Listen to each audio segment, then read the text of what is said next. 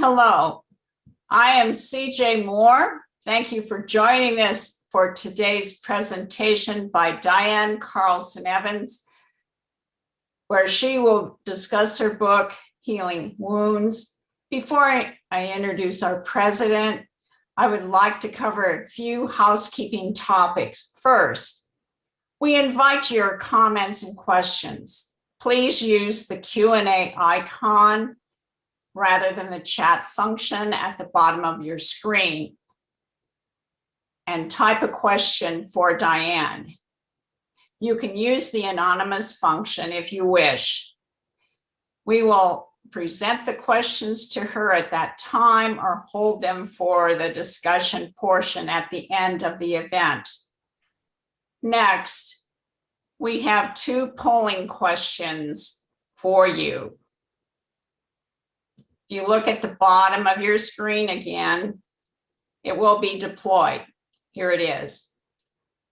Please make your selections and then we will share the results with you at a later point.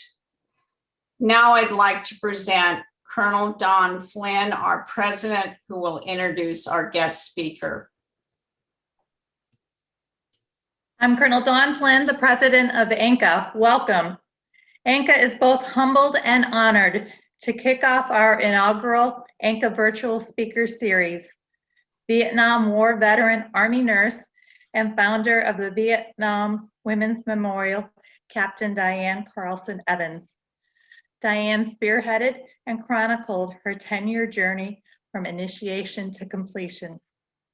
ANCA is proud to present the author of Healing Wounds, a Vietnam War combat nurse's 10-year fight to win women a place of honor in Washington, D.C., Diane Carlson Evans.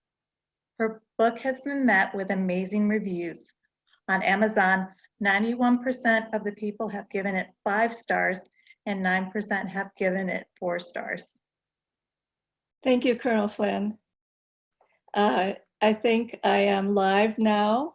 I'm hoping that I am. I am so honored and so thrilled to be speaking with you today. I understand there's over 250, maybe 260 ANCA members who are listening today. And I wish I could see all of you. I wish I was there in person with you, because I know that I served with some of you in Vietnam and stateside. And there are a lot of you who were supporters of the Vietnam Women's Memorial and worked very hard to volunteer and to help build that memorial. There is so much to say in 30 minutes, and so I have to condense it. And I think the most important message that I have for you today is it's in the book. After 50 years, I finally wrote it.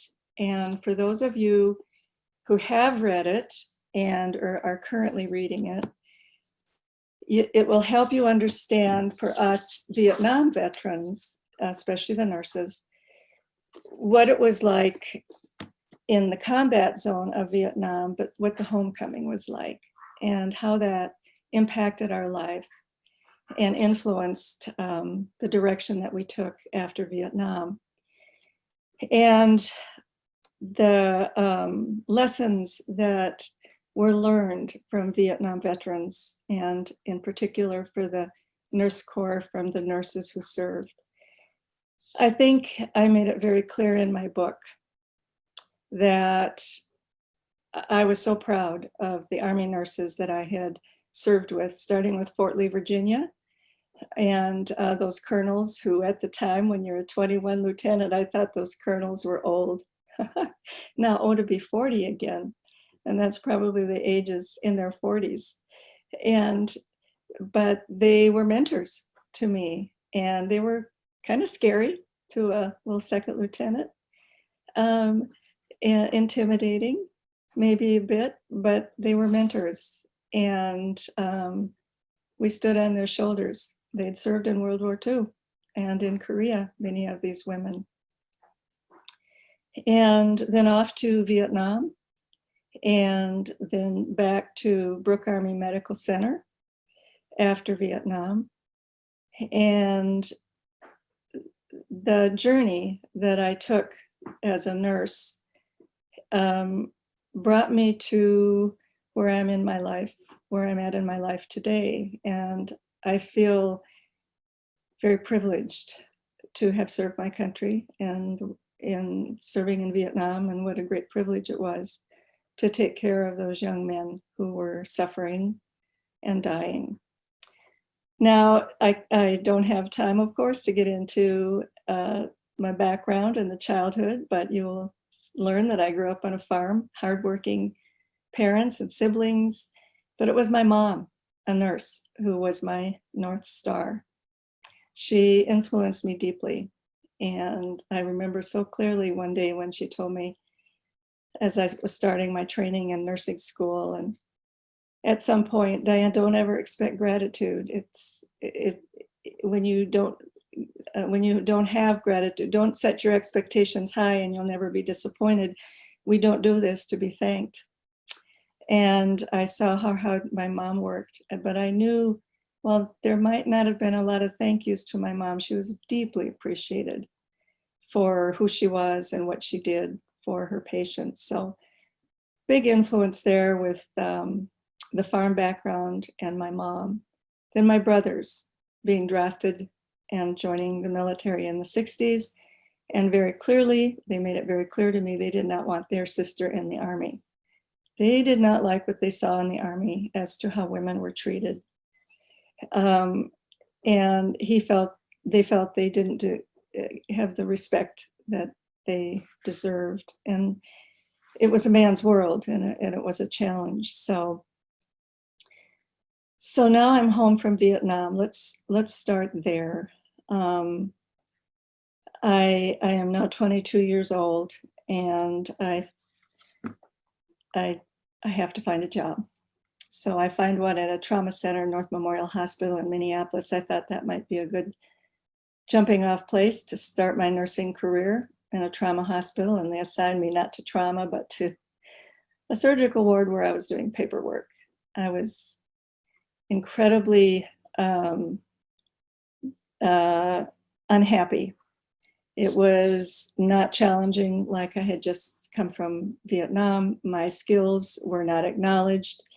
And after 2 weeks, I gave notice, and I traveled with my hoochmate from Vietnam to Madigan Army Hospital in Fort Lewis, Washington, and landed a job as a civilian nurse. It didn't take me long to realize, why am I doing this, working as a civilian, when I should be back in the Army? So I found a recruiter and ended up at Brooke Army Medical Center in 1970. I would say this saved my psychological, my emotional well-being. I needed to be back in the military life. That's where I felt I belonged, and that's where my nursing skills could be used. Colonel Gann, who was one of my chief nurses in Vietnam, met me at the door and said, "Welcome back to the Army. You're a captain now, we're promoting you." So she asked me where I wanted to work, and I said, "Intensive care, surgical," and she said, "Good, that's where I've assigned you." So that was such a wonderful place to be. And when in the 60s and 70s, now it's 1970, when the protests, the anti-war movement is very powerful, it's very strong. I felt very much this attitude towards veterans, and I felt it personally. Yes, it did affect the women as well. I didn't realize that I was struggling, or soon to be, with PTSD, but I was working through it by working as a nurse and being right back to taking care of those wounded soldiers. And an outcome of this too was meeting my husband, Mike. And after we met and married, he was doing a surgery residency at Brooke, and but we started a family, and then we moved to Germany, where Mike was assigned to the 130th Station Hospital. So in 6 years, we had 4 children, and so I was busy. And I am struggling to just kind of hanging on by my fingernails, I guess, with my memories and just putting them away so that I could get on with my life. And I thought I was doing a good job of it until 1982. And this is kind of where I want to take off with you this afternoon, and finally having the courage, and it did take courage to talk about Vietnam with the public. And then it took courage to write this book, because who would care? Who would believe me? All of the above. And in 1982, when I learned that we were going to have a memorial honoring Vietnam veterans, and that it was going to have the names on this wall etched in granite, I knew I had to be there. And I made plans to go. I told my husband I went to Vietnam alone. I came home alone. I need to do this alone. I did not want my husband with me. And I think I was afraid of him seeing me break down. And I had worked so hard to keep it all together and put up this big front. I'm just fine. Diane is fine. Mom is fine. My wife is fine. And so I traveled with some other veterans when I found out some neighbor veterans were going. So I wasn't alone. I was not with my family, but I was with some other veterans. I came home, and now my memories that I have worked very hard to put away are coming back. You know, and in Vietnam, we never had a funeral. We never had a wake. We never grieved over the loss of these young men, and the Vietnamese as well. And the civilians, and the death and destruction of the innocents in Vietnam. So I found Sharon Lane's name. I touched her name, and I found Eddie Lee Evanson's name, who I'd cared for in Vietnam. And it started my healing, if you will, where I actually broke down and cried for the first time. And then I went into a depression. My mom came to help take care of the children. And I wasn't sleeping well at night. I was having some nightmares. And then I learned that there was going to be an addition to the Vietnam Veterans Memorial, because there was this faction of veterans who didn't like that the wall was black. They didn't like that it was underground.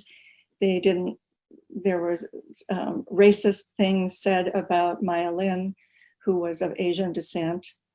And it was very ugly. And it became very vicious.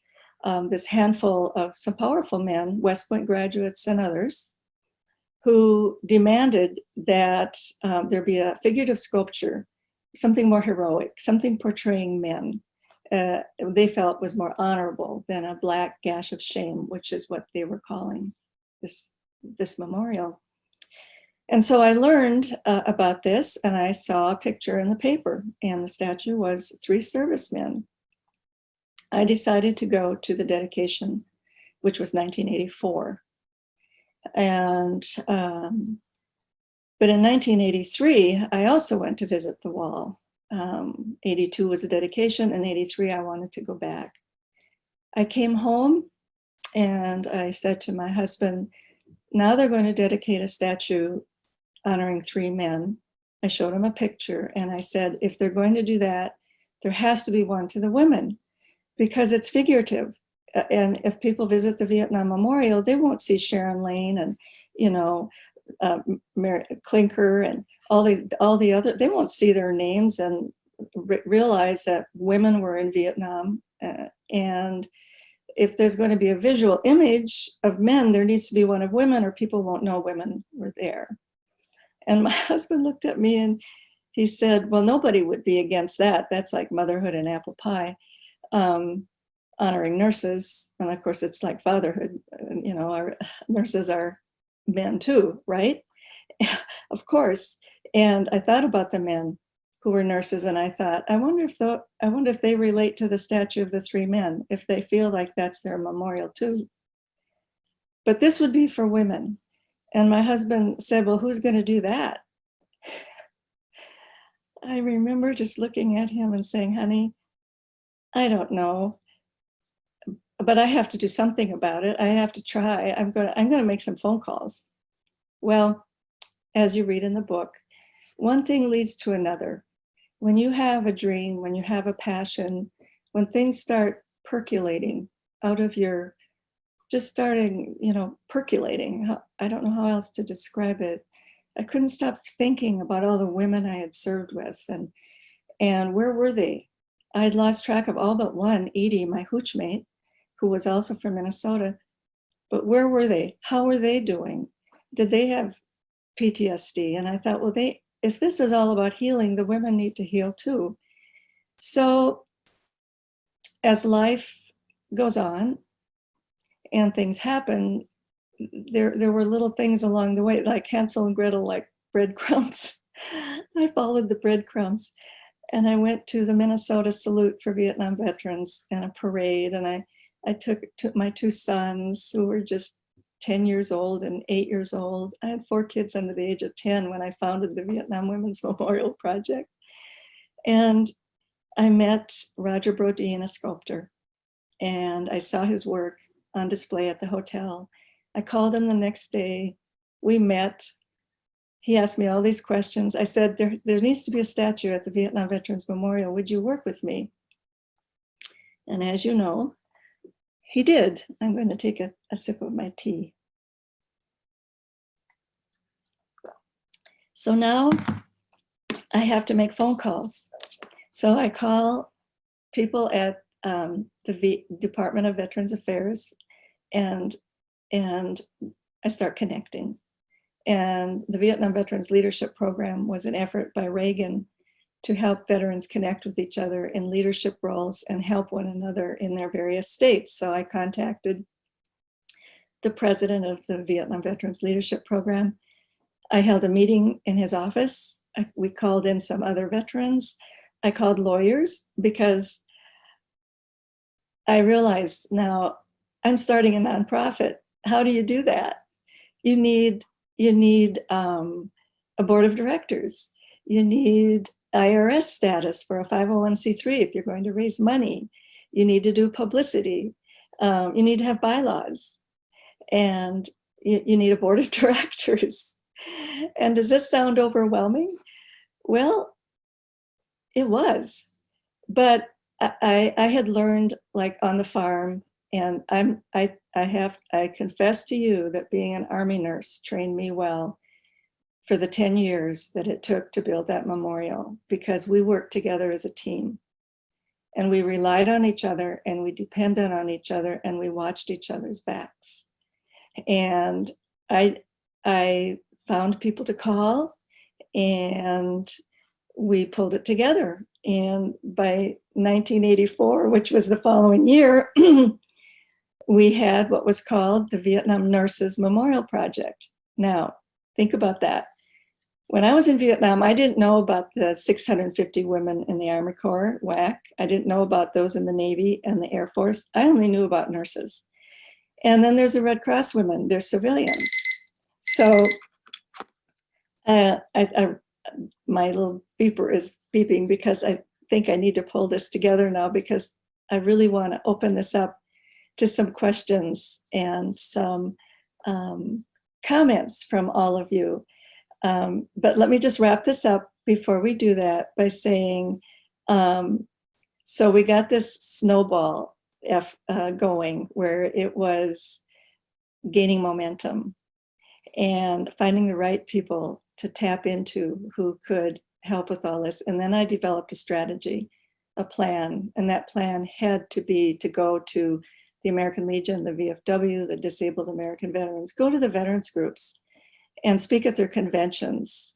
And so the journey had begun, but I didn't realize that there would be a backlash, and that there would be tremendous animosity and pushback. because as Bob Welch, my wonderful co-author, said to me, he said when he was interviewing me to help me piece this book together, he said, well, Diane, for the men, you were on their turf. This was territorial for them. They didn't want you on their turf. And I said, but Bob, I knew that turf didn't belong to them.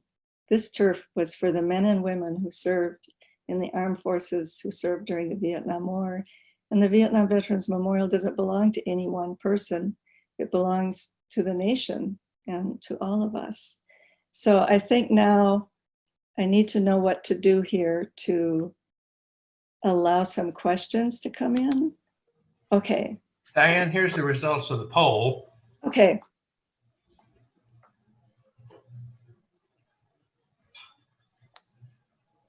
Okay, I'm looking at the poll. Okay. Okay, so 28% of you have read the book. Okay, so so now I would encourage you to finish the book, to finish the story. And you served in Vietnam. Okay, so I'm closing the poll. All right. Diane, we have several comments and several questions. I'd like to just summarize one of the questions. She was making the statement how you have an expanded scope of practice in the military, especially in war. And then you, if you wanted to go back to a civilian position, you didn't have the same abilities to expand your scope of practice, and she found that difficult. Could you speak to that from your own experience? Of going to a civilian practice? Yes. Well, remember it's Vietnam, and the Vietnam War was highly unpopular. And when I started working at North Memorial, I didn't even want to tell them, but I had to when I applied for the job, that I'd been to Vietnam, because I'd heard that Vietnam veterans were discriminated against, like they thought we were all drug-crazed, glassy-eyed baby killers and didn't want to hire us. And I didn't know if that would apply to nurses as well. But I was working on a surgical, post-operative surgical unit, and the order was to start IVs and, you know, insert NG tubes. So I immediately started the IV, and I got called seriously on the carpet. Miss Carlson, you do not start IVs here until you've been supervised 3 times. Well, I had started hundreds and hundreds of IVs in Vietnam under duress and under peril, and using flashlights, and dehydrated patients in shock whose veins had collapsed. And, you know, it was very difficult starting. And I just looked at her like I couldn't say anything. What I wanted to say, I've started more IVs in 1 year in Vietnam than you will start in a lifetime, but I did it 3 times. And then I inserted an NG tube, and I was admonished for that, because nurses don't do that. That's left up to the interns. So I was constantly being admonished. I was always in trouble, and because I was doing things that I'd been doing in the military. So I quit, and I went back in the military. That was my way to, I guess, survive. So. Another person has written, what would you say was the most rewarding thing about our journey? And this is from Sharon Kane. Mm-hmm. I would say the most rewarding thing amongst many was on Dedication Day 1993, when we dedicated the Vietnam Women's Memorial. The statue was in place. No one could take it away from us. We accomplished our mission, and I say we because I didn't do this alone. We means like Colonel Jane Carson, who I know is listening to this. She was my vice president. Jane was there all along the way, doing all that she could to support and get this memorial built, like hundreds of, and Evangeline Jameson, who's passed away, But, you know, once we came together to break down all the barriers and not give up, that dedication on 1993, when I was conducting the ceremony and I looked out at the sea, thousands and thousands of people, and I could see the women veterans crying, tears and hugging and then connecting. That was so joyful.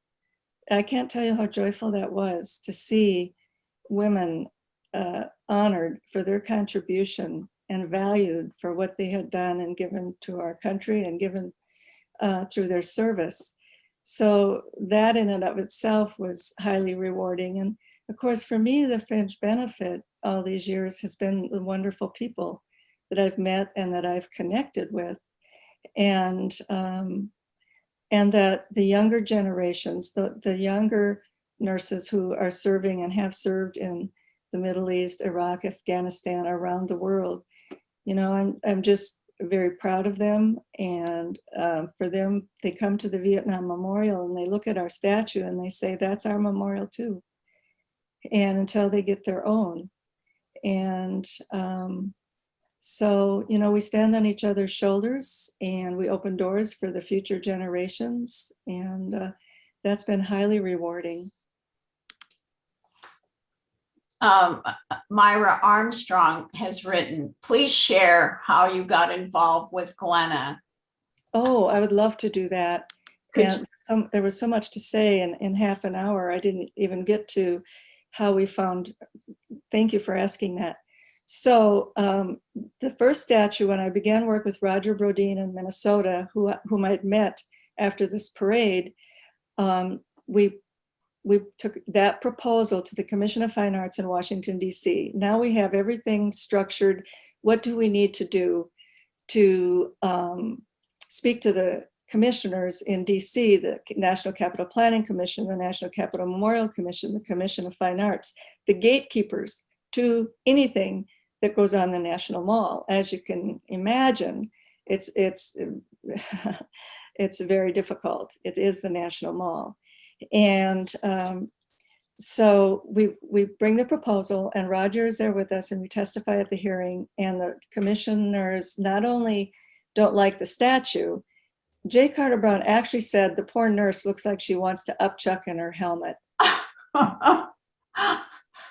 That was one of the nicer things he said. Then he compared us to the Canine Corps because he said there was a proposal from the Canine Corps, and someone else had also commented on that as well, that there were so many proposals for additions to the Vietnam Memorial that if we let the women have their statue, the Canine Corps will want theirs. That's what got us on 60 Minutes when Morley Safer heard about that, and that was a turning point. When that was highlighted and I was on 60 Minutes. So Sam Donaldson, who was a news correspondent, the ABC News, NBC, CBS, they're all there at this hearing. They all listened to the hearing to see, are we going to get our statue, our memorial or not?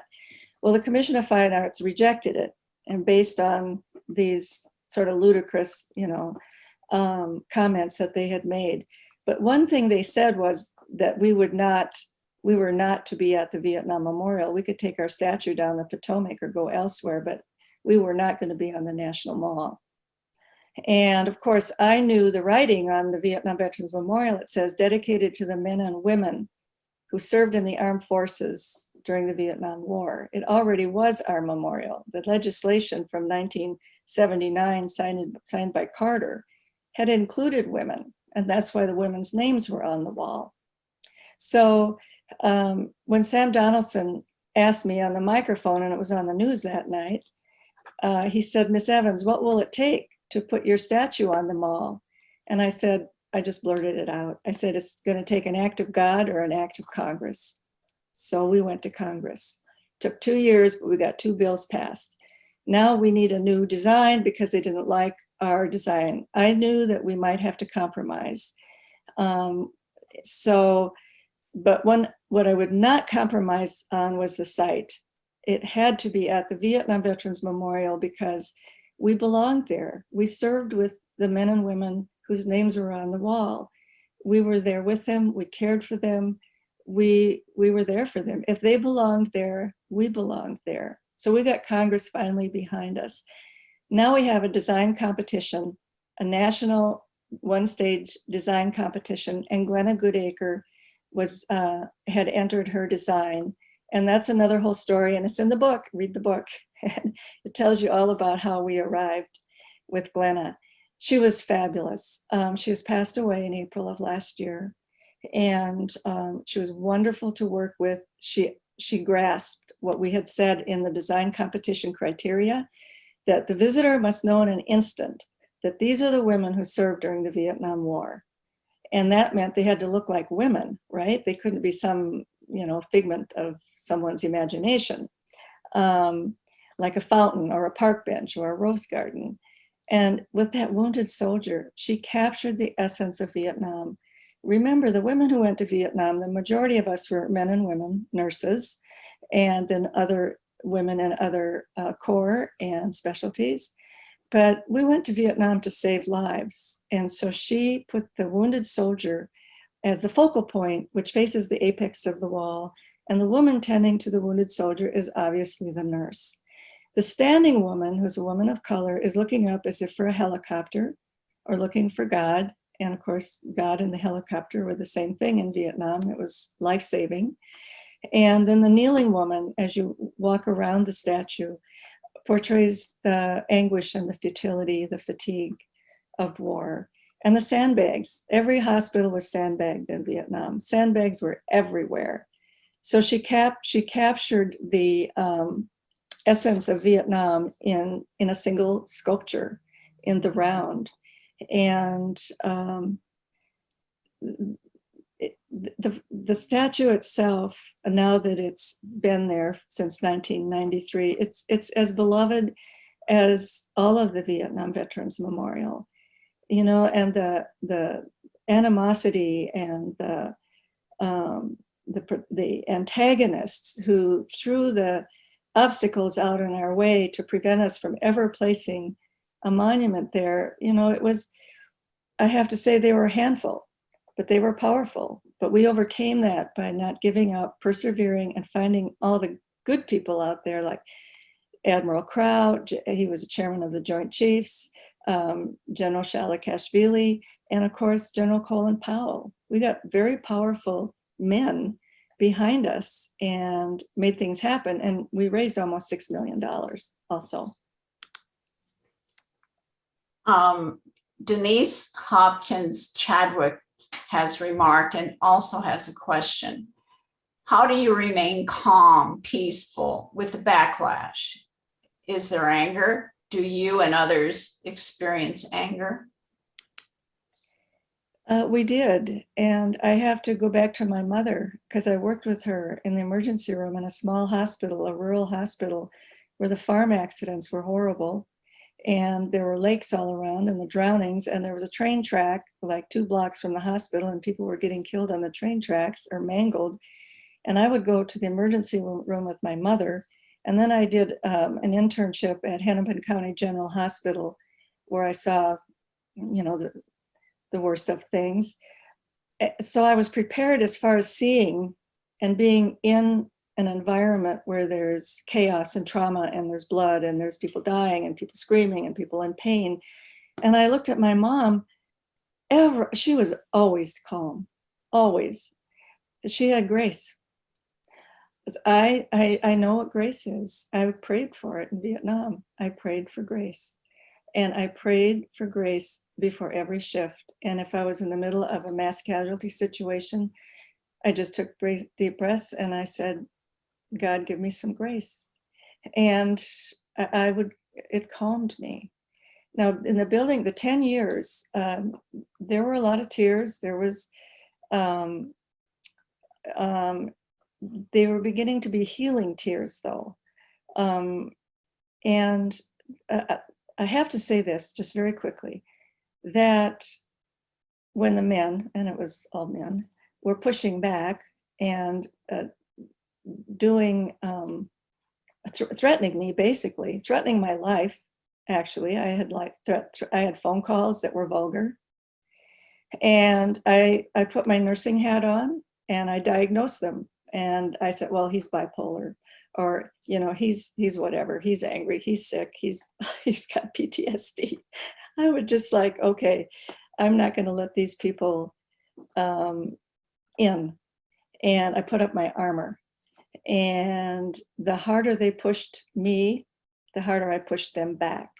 I was not intimidated by them. And I basically said, I'll show them. They have no idea that they're dealing with Vietnam veteran women who have been through hell. And if we could do what we did in Vietnam, we can do this. And we did. Karen Wall asked an interesting question. Did you ever watch China Beach? And if so, what did you think of it? I love that question. I couldn't watch MASH. Okay, this is my PTSD. I didn't realize I had PTSD, but I had this classic symptoms, avoidance. I couldn't watch television. I couldn't watch the 6 o'clock news. When I married Mike, I said, I don't want a TV in the house. We didn't have a TV for 17 years. And because I couldn't watch the news. And I couldn't watch, I tried watching MASH when I saw Radar pulling a sheet over a dead soldier's body, that's it, I quit watching. And then Hot Lips Houlihan, I didn't relate to her at all. So China Beach, and now I'm hearing about China Beach, and I went to the farm to visit my parents, and my dad is watching China Beach, and he said, Diane, Dana, she looks just like you, the nurse. And well, I guess she kind of did, but and my mom said Dad was glued to China Beach because he kept thinking he was seeing me in Vietnam.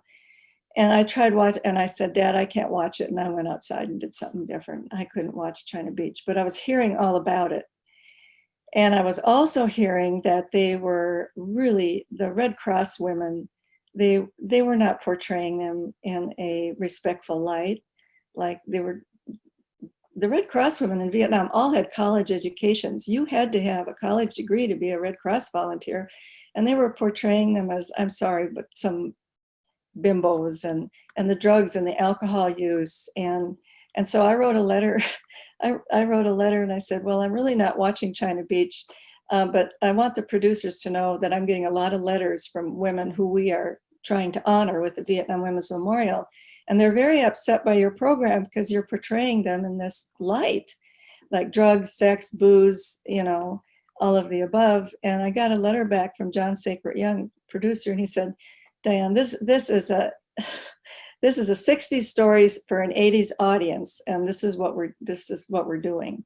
Well, they got so many complaints from us nurses that they decided to bring us in and interview each one of us and use our stories. So I actually flew to Los Angeles and I was interviewed for 4 hours by John Sacred Young. He took my pieces of my story and then interwove them into future stories. And they did this with Red Cross women, a photojournalist, a woman, Urati Kazikas, who was a photojournalist in Vietnam, and a lot of other nurses. And they used our stories for future programming. And then on 2 episodes, they actually used the veterans, us, real nurses, on the program. And so I think they did start to improve the program he said the writers were like in their 20s. They knew nothing of war. And so it got a little more serious. And the veterans who were watching it, the male veterans seemed to love it from the feedback that I was getting.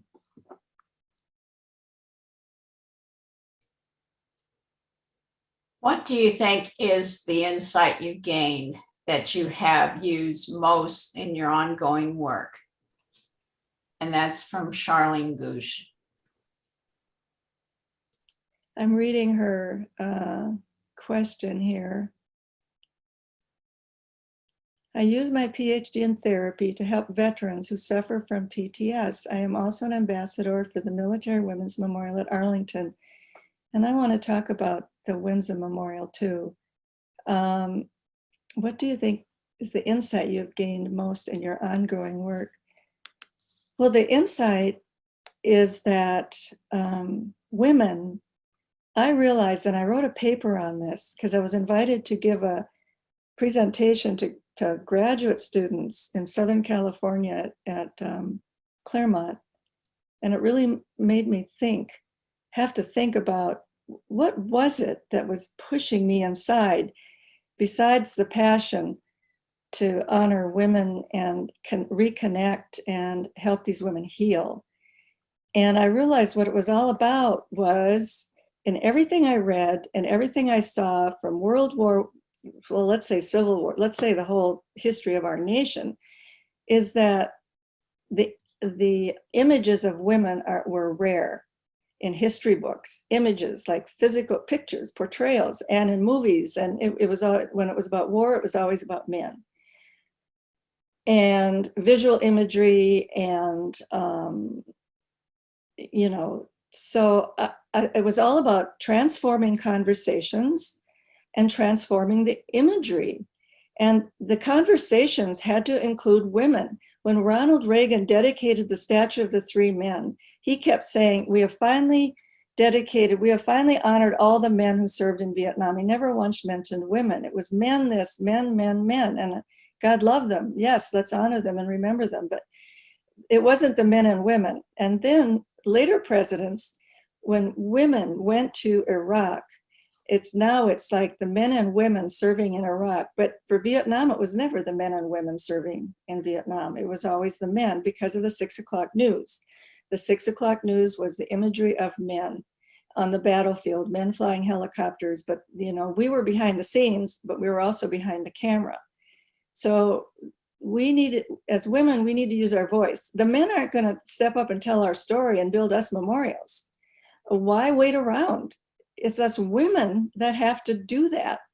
And we have to elevate ourselves and embrace the men who invest in it as well. So it's men and women working together on this mission. We're greater united than divided. But when World War II women came up to me at the VFW convention in 1985 and were angry at me, I was doing an interview, and they stopped the interview and came up to me in the middle of my being interviewed about why I was trying to build a memorial honoring Vietnam veteran women. And she said to me, and she was wearing her VFW cap, and she looked like she was in her 60s, and this was 85, so she's probably World War II. And she said to me, you know, you Vietnam vets, all you do is think about yourselves. What about us women? We don't have a memorial. We're not going to support yours.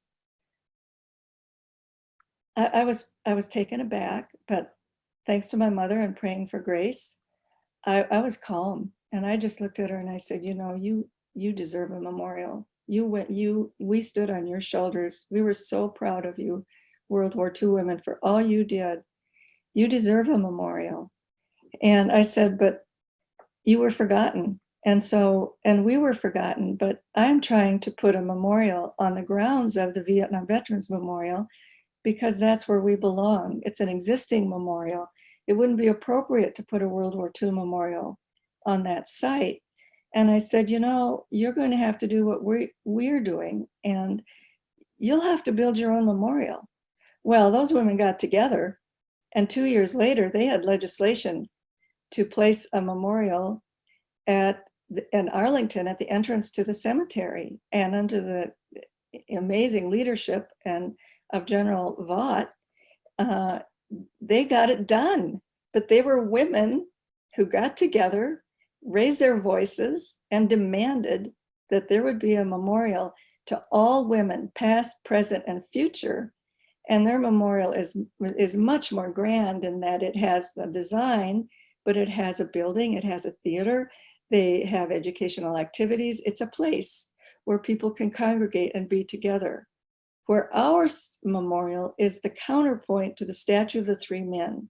You see a sculpture portraying men, and you see a sculpture portraying women, how we looked in Vietnam. There's no way we could have put a building on the grounds of the Vietnam Veterans Memorial, but we wanted to complete that memorial with a similar type of monument as the statue of the three men, so that it would not distract or be an opposite kind of memorial, but it would complete what was there, and it has done that so beautifully. So I hope that answers the question. Susan Holiday asked, do you think we have accurate numbers of women who have served in combat areas? No, we absolutely don't. And while I was trying to do the research for how many women served in Vietnam, I couldn't find it. And of course, the Army Nurse Corps kept track of how many male nurses and how many female nurses, I think. And I came up with one source that told me it was 7,500, and another source said it was 5,500. And it was like, can't I get something exact? No. And maybe now the Army Nurse Corps historian would have an exact number. But then we wanted to know about the women's Army Corps and the Navy and the Air Force, and combine all those numbers. So how many served in Vietnam in country and how many served around the world? So what we came up with was an estimate. So we've been going with about 10,000, approximately 10,000 women served in Vietnam. That includes the civilian women, because we embrace them in our memorial effort, in our educational effort. Although our statue couldn't have a Red Cross uniform on it because of the legislation. It says women, the memorial is for the women who served in the armed forces. So we had to stick with armed forces, meaning a military uniform. But we embrace the women by including them in our publication and our ceremonies and our storytelling and all the events that we do, so that they can feel that they too are remembered. So now I lost track of the rest of that answer that I was going to, let me see what it is here. Accurate numbers. So no, they didn't keep track, and the VA was no help, but that's because of HIPAA. The VA wouldn't give us any names, and they wouldn't give us any addresses of women. So we had sister search, and we found 13,000 in our 10 years. We found 13,000 women who had served around the world during the Vietnam era. And when the Vietnam Women's Memorial Foundation, we dissolved our foundation in 2015, and it now is belonging to the National Park Service, and they're managing it. We turned those 13,000 names over to WMSA, the Women's Memorial in Arlington. So now they have those names that we had collected for their database. We were happy to do that. How often do you come to Washington, D.C. to see the memorial? Will there be a big event for this next year or this year? Well, I have an announcement to make. It's a very, very big event, and it's very exciting. So I have gone every Memorial Day and every Veterans Day until COVID. And because we had board meetings, our board meeting would be around Memorial Day and Veterans Day, so we combined it. And in 2015, like I said, because we're Vietnam veterans, we're not getting any younger, we wanted to transfer our mission and our assets to the National Park Service, and Eastern National is the arm of the Park Service that does that management. So they have our money, and it's restricted to the Vietnam Women's Memorial, and they continue our mission with our continuing advisory as an advisory group to them. So, but the good news is the National Memorial Concert last year was going to feature Vietnam veteran women, honoring them internationally on PBS. It's broadcast internationally. For those of you who've seen it, it's always Sunday night before Memorial Day. It's a beautiful concert on the Capitol grounds, and people sit on the grass. Some of you have done this, and 500,000 people are on that grass. They've estimated. It's huge. And then televised around the world. And it's a beautiful patriotic event to honor and remember veterans. And last year it was canceled due to COVID. This year it cannot be on the Capitol grounds for obvious security reasons. And so, but it is going to, it's going into production, and they are going to, since it was canceled last year, it's going to happen this year. The feature will be Vietnam veteran women, and they feature 2 other people as well, and then the story is told through a person. So the story will be told through my words and through my book, and honoring all these women, and that's going to be at the Memorial Day concert. So stay tuned. If you're in DC, the access will be limited for this place on the National Mall. They don't want 500,000 people on the National Mall for Memorial Day. So I don't know how they're going to limit it, but so go to the website, National Memorial Day Concert. Just Google that website, and then it says it's going to happen, but stay tuned for the entertainers and who the movie stars are going to be there, because it's a star-studded, event. And then as it gets closer to the time, you'll know more about who will be involved, and on the program. So that's very exciting news. What do you know anything about whether guys who were in military nurses in Vietnam find the original statue? How does it resonate with them? So I'm glad you asked that, because as you know, or maybe some of you don't know, the helicopter that 2 female nurses went down in and were killed, they were TDY from Pleiku, which was before I got there, but I was at Pleiku. They hit a telephone wire, they hit wires, some kind of wires, aerial. The chopper did, and the chopper went down, and 2 male nurses and 2 female nurses were killed.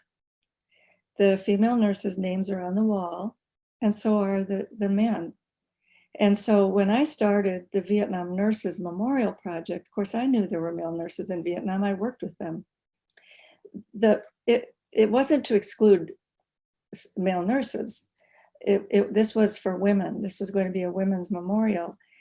And I asked several male nurses whom I knew, I said, do you feel like the statue of the 3 servicemen, do you connect with that? Is that your memorial? And it was interesting because some of them said, well, not really, but they understood that it was to honor the men, and they fall in that category. But I asked Nikki, I said, who's a member of ANCA, just recently, I said, it was so interesting hearing what Nikki said, because I've heard it from other male nurses that this is honoring nurses, it's honoring nurses. And whether they're female or male, it's an honorable, it's a beautiful tribute to the nursing profession. And so, yeah, but it was something that we talked about, because it wasn't to exclude male nurses. It was just that it was time to a figurative portrayal of women, honoring specifically women. And we have that male soldier in our monument. So you know what? We included the men in our statue, but the men didn't include us in theirs. So there you have it.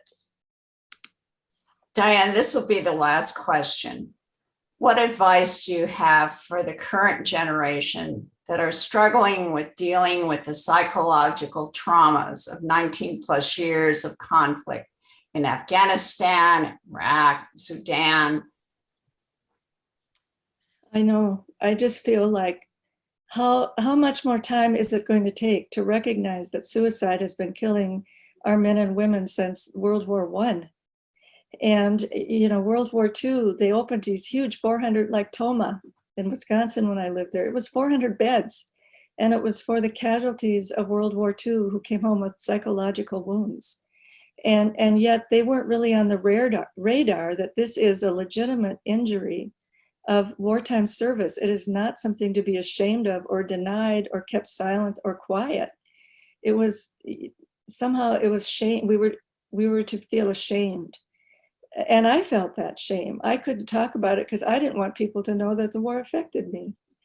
And then the whole purpose of the Vietnam Women's Memorial to honor these women was to show the world who we are, human beings, and the feelings and the emotions that we have and had in serving in difficult times, whether it's on the war zone or Madigan Army Hospital. It wasn't easy there, watching young men die of meningitis in the 60s from basic training. We had several deaths. So there's enough trauma to go around. It's not just on the battlefield, but I think how far we've come is finally PTSD is on the radar. It's legitimate. It's an emotional wound of war, and it's accepted, I think, by the general public, and people are more compassionate and more empathetic and more understanding because of us Vietnam veterans stepping up and say, we're dying here, we're killing ourselves in great numbers. And in 1979, the Vet Center concept was rolled out, and I was on the National Advisory Committee to that under 6 secretaries to build more vet centers. And we have over 300 vet centers now. And military sexual trauma, when is that going to end? Rape, assault, harassment. We know what's happening, and supposedly so much more is being done, and I think it is. It's reportable. And but what's it going to take to change the culture of the military? I don't know. They're trying, and there's a lot of talk about it, but I know that women left the military because of being traumatized, harassment, sexual rape, and otherwise. We lost a lot of good nurses because of that. And they felt like the military wasn't supporting them. And back then, they really weren't. But today, I understand through legislation and through recognition of how rampant this issue is, that changes are here and changes ahead, but it's still not enough. So for those who are suffering, all I can say is do what I did, finally, is admit it and go for help. And the vet center saved my life. The vet center saved my life, and the building of the Vietnam Women's Memorial. I was so depressed, and so I think anger turned inward is depression. My anger was like, I wasn't hitting my kids or kicking the dog, or I didn't look angry, but I was depressed. And when I started going to the vet center, and then when I could take that anger and use it towards something constructive, which was build a memorial honoring women, that is what saved my life. And I had 4 kids to live for, and a wonderful husband who stood by me. I have to say I was lucky that I had a husband who stood by me. He no matter what I was going through, I had a husband who was my rock, and he understood, he supported me, and he could see that I had to build this memorial or I was not going to survive. And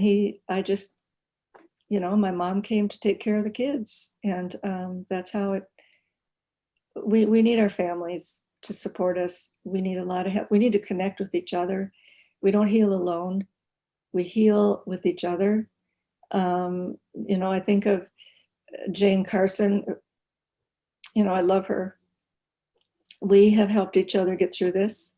I think of Lieutenant Colonel Jean Phillip, who was this wonderful nurse that I served with in Vung Tau at the 36th Evacuation Hospital. And for years, we weren't in touch.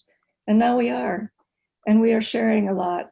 We're sharing things that, here I am 74 years old, and I'm still sharing stuff that I should have shared in my 20s. We bear the burden too long. We shouldn't have to wait till we're 40, 50, 60 years old to bear the burden. So that was a long answer, I guess. But Well, so much. I just wish I could see all of you, and my arms are around all of you Army nurses. It was some of the best 6 years of my life were in the Army Nurse Corps, and then the 10 years building the memorial and getting to meet you and having you step up and send your thousands of dollars, which some of you sent tens of thousands of dollars to the Viet. Thank you for your support. And I just want to say that it was, I think of the good times. I think of the good things. I stay positive. How do I keep going? I stay positive. I think of all the wonderful people I met, and I go for therapy. I use the VA finally. So thank you. I'd like to combine 2 people's comments. Diane, thank you for sharing your story. You are beautiful and courageous, and we are so grateful. Anne, would you share your cinnamon roll recipe in a future ANCA newsletter? I thought that was a nice way to end this. And that's Okay. and the person is anonymous, so you may know who it is, but I just thought that sounded pretty great. I have to tell you something really funny. Of all the important things said in the book that I thought were important, right? Cinnamon rolls has been the most important thing. That's the one thing people said, can I have your recipe? They all love the cinnamon roll story. Yes, I will publish it in ANCA. Okay, thank you. And ladies and gentlemen, thank you for participating with your great and thoughtful questions. As you leave, there is a survey we ask you to take, and this concludes Diane's presentation. Thank you all.